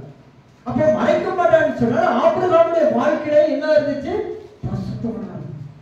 ஆண்டவருக்கு ஒரு கீழ்ப்படிந்தார், ஒரு நீதிமானா இருந்தார். நீங்க எல்லாருடைய தகப்பனாக இருந்தான் ஆபிரகாம். ஆனா லோத்துடைய வாழ்க்கை நீங்க பாத்தீங்கன்னா அவன் எடுத்த முடிவு தவறான முடிவு எடுத்துட்டான். அவன் ஒரு பசுமையான தேசத்தை தேர்ந்தெடுத்தான். நல்ல ஒரு அருமையான ஒரு தேசத்தை தேர்ந்தெடுத்து அங்க போனா நம்ம சுகமாக வாழலாம், அங்க போனா நமக்கு நன்மை கிடைக்கும், அங்க போனா நம்ம ஆசீர்வதிப்பாங்க, அங்க போனா நம்ம ஆண்டவர் அந்த உள்ள ஜனங்களை என்ன பண்ணுங்க உயர்த்துவாங்க என்று சொல்லி அவன் தன்னுடைய முடிவை என்ன பண்ணான்? தவறாக சுயநலமாக எடுத்து விட்டான். நீங்க எத்தனை குடும்பங்கள் சுயநலமாகத்தான் எடுக்கிறார்கள், சுயநலமாகத்தான் முடிவு எடுக்கிறார்கள். ஆண்டவர்கிட்ட போய் கேட்கிறது. கர்த்தர் சோதம் குமாரன் ஒரு பாவம் இருந்த ஒரு பட்டணம், பாவம் இருந்த ஒரு பட்டணத்தை அவன் தேர்ந்தெடுத்தான். பாவம் இருக்கிற இடத்துல அங்க அநேக இடத்துல பாவம் இருந்ததுனால ஆண்டவர் என்ன பண்ணாரு? அந்த தவறான முடிவு எடுத்ததுனால அந்த சோதம் குமார பட்டணத்தை நான் அழிக்க போகிறேன் என்று சொல்லி ஆண்டவர் என்ன பண்ணாராம்? ஆபிரகாமுக்கு சொன்னார். ஆபிரகாமுக்கு சொன்னார், லோத்து அந்த பட்டணத்தை நீங்க அழிக்காத, அந்த பட்டணம் பாவம் இருந்த பட்டணமா இருக்கு. ஆபிரகாம் போய் பேசுறார். எங்க போய் பேசுறாரு வாசித்து பாருங்கன்னா கடைசி வருஷத்துல 27வது வருஷத்துல அவர் என்ன பண்ணாரு? தோளும் சமபலில் இருக்கிற அடே ஆண்டவரோட பேசுறாரு. நான் சூழ் ஆண்டவரே, நான் சாம்பல் ஆண்டவரே, ஒன்றும் இல்லை ஆண்டவரே. ஒரு நீதிமான் பேசுகிறார். ஜெபம் பாருங்க, ஒரு நீதிமானுடைய ஜெபம் எப்படி இருக்கு பாருங்க. ஒரு ஆசீர்வதிக்கப்பட்ட ஒரு மனிதனுடைய வாழ்க்கை பாருங்க. அவன் தன்னை தாழ்த்துறான். ஆண்டவருக்கு அதை கொடுத்தாரு இதை கொடுத்தாருன்னு சொல்லல, நான் தூள், நான் சாம்பல் ஆண்டவரே அப்படி ஆண்டவர்கிட்ட போய் பேசுறேன். ஒரு டைப்பான ஆசீர்வாதம் வரட்டும். கர்த்தர் உங்களை உயர்த்தும் போது இந்த உலகத்தில் உங்களை இந்த உலகத்துக்குரிய ஆசீர்வாதங்கள் உங்களுக்கு வரும்போது ஜாக்கிரதையா இருக்கணும். பெருமை வந்துச்சுன்னா கீழே போயிடுவீங்க. அதுதான் சொல்றாங்க. அங்க போய் பேசுறேன். ஆண்டவர் சொல்றாரு, அங்க போய் பேசும்போது அவர் சொல்றாரு, ஆண்டவர் இந்த கோதம் சுமார் பட்டணத்தை நீ அழிக்காத ஆண்டவர், இந்த கோதம் சுமார் பட்டணத்தை அழிக்காத. ஏன் அழிக்காதுன்னா என்னுடைய சகோதரன் லோத்து அங்க இருக்கிறார். அவருடைய மனைவி இருக்கிறாங்க, 2 பிள்ளைகள் இருக்கிறாங்க, அழிக்காது அப்படின்னு சொல்றாரு. அப்பதான் போய் அவர் பேசுறாரு. என்ன சொல்றாரு? தூள் சாம்பல் உட்காந்து, ஆண்டவரே ஒருவேளை ஒரு 50 நீதிமான் இருந்தானா நீ அழிக்காத, 50 பசுத்தவான் இருந்தானா, 50 பேர் ஜெபிக்கிறவங்க இருந்தானா அந்த பட்டணத்தை என்ன பண்ணல அழிக்காத அப்படின்னு சொல்றாரு. மீண்டும் போய் கேட்கிறார், ஒரு 40 நீதிமான் இருந்தாலும் கூட அழிக்காத அப்படின்னு சொல்றாரு. 40 நீதிமான் இருந்தாலும், 40 பேர் பசுத்தவானாக இருந்தாலும் அழிக்காது அப்படின்னு சொல்றாரு. 30 பேர் இருந்தாலும் அழிக்காது அப்படின்னு சொல்றாரு. 20 பேர் இருந்தாலும் அழிக்காதுன்னு சொல்றாரு. கடைசியில 10 பேர் இருந்தாலும் அந்த பட்டணத்தை அழிக்காதுன்னு சொல்றாரு. இந்த சுமார பட்டணம் பாவம் பெருகி ஆண்டவருடைய சமூகத்திலே அவரை கூக்குரலிட்டதாம். அளவுக்கு பாவம் நிறைந்த ஒரு பட்டணமா இருந்துச்சான். எப்படி அந்த பட்டணத்துக்கு ஆசீர்வாதம் வரும்? அந்த பட்டணத்துக்கு பார்த்தீங்கன்னா கடைசியாக லோத்துடைய வாழ்க்கை எப்படி ஆச்சு? சபிக்கப்பட்ட ஒரு வாழ்க்கை. அது மனைவி பின்னிட்டு பார்த்தால் உப்புத்துணாக மாறிவிட்டார். 2 பிள்ளைங்க தவறான வழியில போயிட்டாங்க. அம்மோட்டுங்கிற மோவோட்டு என்று சொல்லி ஒரு சபிக்கப்பட்ட ஒரு சந்ததியாக மாறிவிட்டார்கள். இன்னைக்கு நம்ம அப்படிப்பட்ட பிள்ளைகளா இருக்கக்கூடாது. கர்த்தர் நம்ம உயர்த்தும் போது ஆண்டவருக்கு பயந்து ஒரு ஆபரணத்தை போல இருந்து ஜெபிக்கணும். தோளும் சாம்பலும் இருக்கிற நிறைய ஆண்டவர் நிறைய ஆசீர்வாதம் வந்துட்டு இருக்கு. லோகத்துக்கு நிறைய ஆசீர்வாதம். அந்த கோடம் சுமார பட்டத்தை அவன்தான் ஒரு லேபர் போல, அவன் தான் அந்த தலைவர், அவன் தான் அந்த பட்டணத்துக்கு. அவங்க பிள்ளைங்க செய்யமாக வாழ்ந்துட்டாங்க. போட போக்கு கடைசியில பார்த்தீங்கன்னா தவறான வழியில போய்விட்டாங்க. அந்த சந்ததி சபிக்கப்பட்ட சந்ததியாக மாறிது. இன்னைக்கு நம்ம அப்படிப்பட்ட சந்ததிக்கு இடம் கொடுக்கவே கூடாது. கர்த்தர் நம்ம உயர்த்தும் போது இந்த தாழ்ச்சி கற்றுக்கொள்ள வேண்டும். ஆண்டவருக்கு கற்றுக் கொடுப்போம் கர்த்தர் நம்ம உயர்த்துவார். ஆண்டவர் உங்களை உயர்த்தும் போது எந்த அளவுக்கு உண்மையா இருக்கீங்களோ அந்த அளவுக்கு உண்மையா இருக்க கர்த்தர் நம்மளை ஆசீர்வதிப்பார். ஆபிரகாமை ஆண்டவர் ஆசீர்வதித்தார், யோபை ஆண்டவர் ஆசீர்வதித்தார், யாக்கோபை ஆண்டவர் ஆசீர்வதித்தார், ஏசாவை ஆண்டவர் வெறுத்தார், லோத்தை ஆண்டவர் அற்பமாயினார், உப்புத்துணாக மாறிவிட்டார். அவர் சந்ததி சபிக்கப்பட்டதாக மாறிவிட்டது.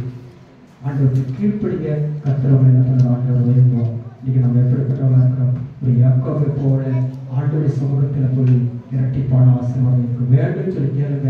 கர்த்தரவனுக்கு நம்மளோட ஆண்டவர் உயர்த்துவார். திரும்ப சகரிய 9ஆம் அதிகாரம் 12ஆம் வாசிக்கிறோம்.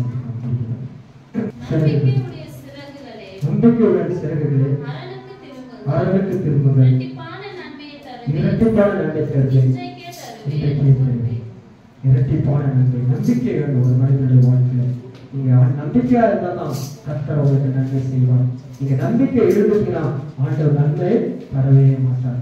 நம்பிக்கையோடு இருப்போம், ஆண்டவராக இருப்போம். அவர் நமக்கு அரணான கோட்டையா இருக்கிறார், அவர் நம்மை பாதுகாக்கிறார், அவருடைய பிள்ளைகளா இருக்கிறோம். அவருக்கு உண்மையா இருக்கிற கர்த்தர் உங்களை நம்மளோட ஆண்டவர் ஆசீர்வதிப்பார். தேவன் நம்மை ஆசீர்வதிப்பார்கள். நாம் ஜெபிப்போம். தாழ்த்தி வேத வசனம் சகரியா 9:12 ஒரு இரட்டிப்பான நன்மை தருவேன். சேரகங்களே, இன்றே நீங்கள் அரணான கோட்டைக்கு திரும்புங்கள், மன திரும்புங்கள் என்று சொன்னே இன்றைக்கே நன்மை செய்வார். இப்போது ஆசீர்வதிப்பார். இப்போது கேட்டமாக விட மாட்டார்.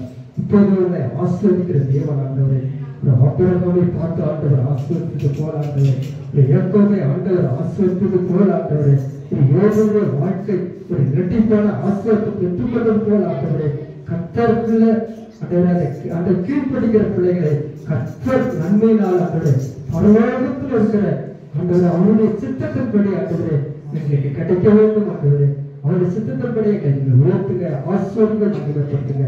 ஆண்டவரே, கவனித்திருக்கிற குடும்பங்களுக்கு ஆட்சேபிக்கிறோம் ஆண்டவரே.